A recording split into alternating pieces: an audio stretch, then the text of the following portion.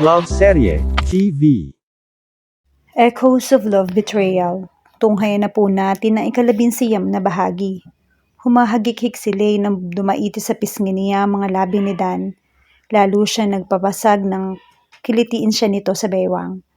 Natatawang tinapat niya rito ang hose ng tubig na hawak niya. Hindi na nakailag si Dan at nabasa ang t-shirt nito. "You're so dead." Nakangiting sabi nito na yakapin siya mula sa likuran. Tumili siya. "Kasalanan mo. Istorbo ka kasi. Nagdidilig ako ng halaman eh. Mukha na ba akong fortune plan para sa'yo?" Natatawang kinurot ito ni Lay kaya nabitawan siya. Lalo niyang pinagbuti ang pagbabasa kay Dan. Maya-maya yung hinubad nito ang basang t-shirt. Nabitiwan tuloy niya ang hose. Pinagpistahan ng mga mata niya ang magandang katawan ni Dan kahit mayroong ilang pilat doon. Parang may magnet na nilapitan niya ito. Naglandas sa mga palad niya at inisa-isang hawakan ng mga pilat. "They are ugly, right?" Umiling siya. "No, your body looks sturdy. These scars built you, Dan. Simbolo ng pagiging matatag mo." Yumakap siya sa katawan nito. "I love them. Mahal ko ang lahat sa'yo." Humigpit ang pagkakahabit nito sa bewang niya. Kusa nagtagpo ang kanilang mga labi. "Dan," bulong niya nang maghiwalay ang mga labi nila. "May larawan ka ba ni Chad?" "Your father?" Tumango siya. "Gusto ko siyang makita." Matagal siya nitong tinitigan bago bumuntong hininga. "Tara sa loob." Inakbayan siya nito papasok sa loob ng bahay. Maya-maya pa ay nakaharap na sila sa PC ng binata. Isang video ang pinapanood nito sa kanya. Natotop niya ang bibig nang makita ang sariling resemblance sa ama. Literal na naman na niya ang mga mata nito. So, ganoon palang itsura ng kanyang ama. Nang marinig niya ang mga sinabi nito ay napahagulhol siya. Paano niyang minahal at pinahalagahan ang isang taong ni hindi niya nakita? Cause it means a lot to him. Para sa isang assassin, dalawa lang ang ibig sabihin ng pagkakaroon ng pamilya. It could be a trouble or it could be a privilege. At alam mo kung ano ka para kay ama. A privilege. Yes, ang eksistensya mo ay isang himala sa kanya. Para sa mga tulad naming itinalaga ang sariling mag-isa ng habang buhay, ang pagkakaroon ng anak ay isang susi sa isang kalasag na itinali namin sa sarili namin. We either choose to use it to let go or not to let go. Pinili niya ang huli. Dahil ayaw niya maging komplikado ang tahimik na buhay mo. Dahil ang pagkakaroon niya ng connection sa'yo ay magiging banta sa buhay mo sa hinaharap. Abot langit ang kagustuhan niyang makita ka. He was literally hanging on a cliff just to see you. At nang malagay sa panganib yung buhay mo, hindi siya nagdalawang isip na puntahan ka. Pero kahit isang sulyap sa'yo, hindi siya pinagbigyan ng pagkakataon. She whimpered and grabbed Dan's shoulder for support. "Bakit kailangan niyang mamatay, Dan?" "I'm sorry, Lay. Kasalanan ko. I should be the one to detonate the bomb, pero siya ang nagpaiwan sa isa sa mga kuta ng triad sa New York. He died in my place. I'm sorry. Alam kong hindi ganyan ang iniisip ni Dad nang gawin mo yon. Lalong hindi niya gustong sisihin mo yung sarili mo dahil doon." Puno ng pagmamahal na niyakap siya ni Dan. "Ako, papalit sa kanya para protektahan ka. Hindi ko hahayaang may masamang mangyari sa'yo." Isang pangakong pangahawakan ni Lay para hindi siya maghiwalay ng landas ni Dan. "This is only my copy. Don't worry." Iniabot ni Sam ang flash drive kay Cop. Tinitigan nito ang USB. "This is it?"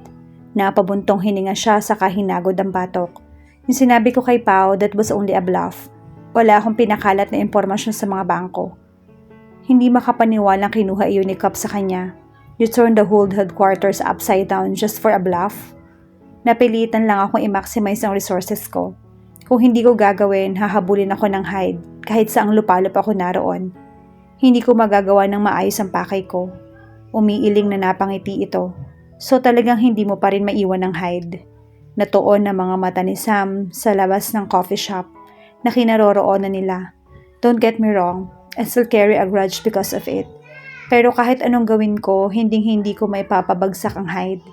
Magsasara lang ang mga bangkong yon at marami ang mawawala ng trabaho. At kasalukuyang nakailay ang konsentrasyon ko."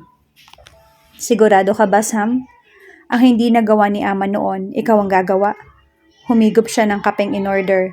"Namatay yung partner ko at alam kong pinagsisisihan niyang hindi niya sinubukang ilapit ang sarili kay Lay. At ganoon ka rin? Pagsisisihan mo kung pipiliin mong hindi siya makasama. Sumandal ito sa upuan. Ang kasyual na pakikipag-usap niya kay Cop ay nakakapanibago. Wala itong takip sa mukha. Hindi mo iisipin na iisa ang mapanganib na assassin at ang lalaking may napakaamo mukha sa harap niya. Lahat ng babae sa ilang mga mesa sa loob ay nakapagtingin sa kanila. Siguradong pagsisisihan ko, Cap. Hyde will not let me go just like that. Hindi ko pwedeng ilagay sa alanganin si Pau. Naisip mo rin pala. Anong gagawin mo? I already said that you're in a deep shit cause you gave me into your emotion. Alam mo, Cap, masaya ako ngayon. Kung sakaling mamatay ako, alam ko may mas naging silbi yung buhay ko at kontento ako. Umangat ang isang kilay nito. Plano mo bang mamatay? Hindi, pero hindi ko masasabi kung anong mangyayari sa hinaharap katulad ni Ama. Lay's life is in danger. Hanggang nariyan ang mga taong nagtatangka sa buhay niya, hindi ako mapapanatag. Hinahana pa rin niya ang sarili niya at hinahana pa rin siya ng Chinese. And I heard that the congressman filed a missing report on his one and only daughter. Hindi niya anak si Lei. Napukpok niya ang mesa sa iritasyon. At sa tingin mo yun ang paniniwalaan ng publiko? Ilalayo ko dito si Lei. At saan yun naman balak pumunta? Sa States? Europe? Kahit saan mo pa siya dalhin, makakapagtago man kayo kay Zeng o kay Hill, hindi kayo makakapagtago sa Hyde. Particularly Hyde won't leave you alone for long, Sam. Alam mong walang ligtas ang kumakalas. Idadamay mo ang mga babaeng yun sa gusot mo. Nasapo niya ang noo at bahaw na tumawa. Ano bang pwede kong gawin para lubayan nila ako? Tumingin sa labas si Cop. Tila sinisilaw ng tubig ang mga mata nitong sinasalamin ng mga taong naglalakad sa labas ng establishmento. What can you do to be free is erase your existence in their eyes. Meaning, kailangan mong mamatay, Sam. Isn't it the same as leaving Lei behind, unprotected and alone? Gumuhit ang sakit at pait sa mga mata niya. Then would you rather prefer to mimic the stupid story of Romeo and Juliet? Well, it's not my concern at all, whether you two are going to get killed or not. Tumayo ito. Nakapamulsa ang isang kamay na hinagis sa direksyon niya ang flash drive. Nagtatakang sinalo niya iyon. Akala ko, ito ang pinunta mo. Nawalan na ako ng interes. Hindi ba't inutusan ka ni Pau? Pes, siya ang personal na kumuha sa'yo niyan kung gusto niya. Masyado na siyang maraming pinapagawa. The identity of nine heads don't bother me that much. Hindi sila mga Diyos o kung ano mang makapangyarihang nilalang. We do the dirty jobs for them. Sila nananatili sa trono nila at nagmamalinis. Wala akong pakialam sa kanila. Pagak na natawa si Sam. So may galit ka rin sa kanila. Shut up. Just die. Pagkasabi niyon ay tumalikod na ito. Cop. Habol niya rito bago ito tuluyang makaalis. Tama ka. Hindi ko pwedeng ipahamak si Lei. Pero kung mamamatay ako, hindi ko aaksayahin ang buhay ko sa walang katuturan. Idiot. Anito bago naglakad palayo. Kunot ang noong tinitigan ni Lei ang plane ticket kasama ng peking passport. Aalis tayo? Tanong niya kay Dan. You are leaving first. Nakabook na ako ng hotel sa New York. Pansamantala doon ka muna. Hintayin mo ako. Dumako ang tingin niya sa passport na inabot nito. Kate Moore? Definitely larawan niya ang nasa pasaporte pero hindi ang pangalan niya. Isinara nito ang zipper ng traveling bag na mailagay ang ilang gamit doon. Kailangan nating magtago sa mga peking pangalan. Kung sakaling lalabas tayo ng bansa, mainam na hindi makumpirma ang identity natin. Tumingin ito sa kanya at sinapo ang magkabilang kamay ang kanyang mukha. Naiintindihan mo ba ako, Lei?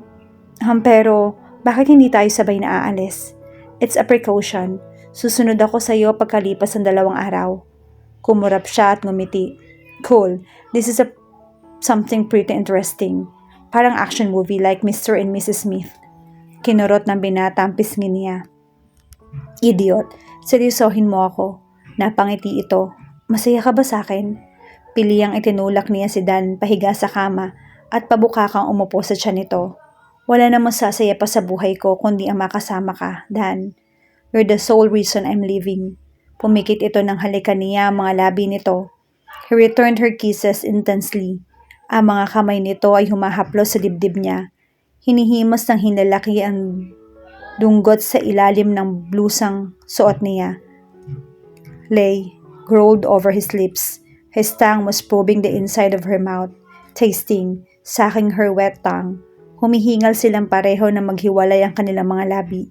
Ramdam niya ang simbolo ng maigting na pagnanasa ng binata mula sa pagitan ng mga hita. Tumayo ito mula sa pagkakahiga. Nagmamadaling hinubad ang spaghetti straps na suot niya. Naglalakbay ang mga labi nito sa balikat niya, hanggang sa puno ng kasiyahan ng kanyang nadarama. He sucked her nipple like a child. Pinagsalit-salitan ng ilang sandali. Narinig niya ang malakas na pag-ungol ni Dan. Ang rason ay dahil sa mga kamay niyang sumasalat sa crotch area nito. Mula sa pagkakaupong posisyon ay naging iisa lang sila ng binata, sharing one's other's heat, giving, taking, not wanting to let go. No regrets. Bulong ni Dan sa tenga niya habang umiindayog at kandong siya paharap. She looked into his silver eyes. Yes, no regrets. Yumakap siya rito ng mahigpit. Dinala siya ng binata sa ibang mundo. Sa mundong tanging silang dalawa lang ang nakakarating. Nang matapos ihanda ni Sam ang kanyang mga armas, ay napatingin siya sa glass table kung saan nakapatong ang larawan nila ni Lay. Napangiti siya nang hawakan ng picture frame at tinitigan ng larawan. Sa buong buhay niya ay noon lang siya nagpakuha ng larawan ng may kasama. He avoided pictures he avoided contacts before. Pero ngayon, gusto niyang itanim sa isip niya ang imaheng iyon nilang dalawa ni Lay, ng babaeng pinakamamahal niya. Hinahaplos ng kanyang hinalaki ang imahe ng dalaga. Magiging okay ka naman, di ba? Kung sakaling hindi na tayo magkikita, magiging masaya ka naman, hindi ba? Nalaglag ang mga luha niya. Si Lay ay nagturo sa kanya na hindi masamang umiyak ang isang gaya niya. That it was also possible for him to get hurt because he was also capable of loving someone. Wala akong ibang hihilingin kundi maging masaya ka, Lay. Mahal kita. Mahal na mahal. Salamat sa lahat ng ibinigay mo sa akin. Salamat dahil nagawa mong mahalin ng buong-buo ang isang tulad ko. But then, I have no right to be your guardian angel. I can only be the devil for you. Marahang inilapag na niya ang picture frame sa meseta at tuloy-tuloy siyang lumabas bit-bit ng kanyang backpack. Tumingala siya sa langit na makita ang isang eroplano sa himpapawid. Kahatid lang niya ng umagang iyon kay Lay sa airport. Wala siyang lakas ng loob na tanawin ang likod nito, kaya nagpaiwan siya sa sasakyan matapos ang huling halik ng dalaga sa kanyang labi. I wouldn't know if I will be there after 2 days, pero pangako, gagawin ko ang lahat para makabalik ako sa'yo, kahit ang pupuntahan ko ay ang kuta ng mga demonyo. Matapos isuot ang shades ay sumakay siya sa isang kotse. Pinaharurot niya iyon sa direksyong alam niyang patungo sa impyerno.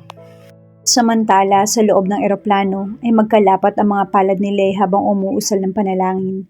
God, please save him. Alam kong wala akong karapatang hilingin sa iyo ang bagay na to, pero ang taong yun ang lahat-lahat para sa akin. Hinalikan niya ang rosaryong hawak. Alam niyang may dahilan kung bakit hindi sumama sa kanya si Dan, and she sensed it to be a really dangerous one. Pero pinigilan niya ang sariling mag-usisa pa. Nakita niya sa mga mata ng binata na hindi ito matatahimik hanggat hindi nito nagagawa ang pakay. Kaya naman hindi niya na nakuhang magtanong pa. Alam kong napakalaki ng kasalanan sa mata. Pero hindi likas na masama si Dan. Bigyan niyo po siya ng pagkakataong baguhin ang buhay niya. He at least deserves to be happy for all his sufferings. Gusto ko po siyang bigyan ng isang pamilya. Isang pamilyang magiging dahilan para naisin niyang mabuhay at magbago ang tingin niya sa mundo. He chose to be the bad guy because of all those circumstances in his life. Maaring hindi po sapat ang buhay niya para pagbayaran ng mga kasalanang yon. That's why I wanted him to live and I'll atone for half of his sins. Mahal na mahal ko po ang taong yon. Nang idilat niya ang kanyang mga mata, ay tumulo ang kanyang mga luha. Tuluyan na siyang napahagulhol ng maramdaman sa kanyang puso na malayo na sa kanya ang binata.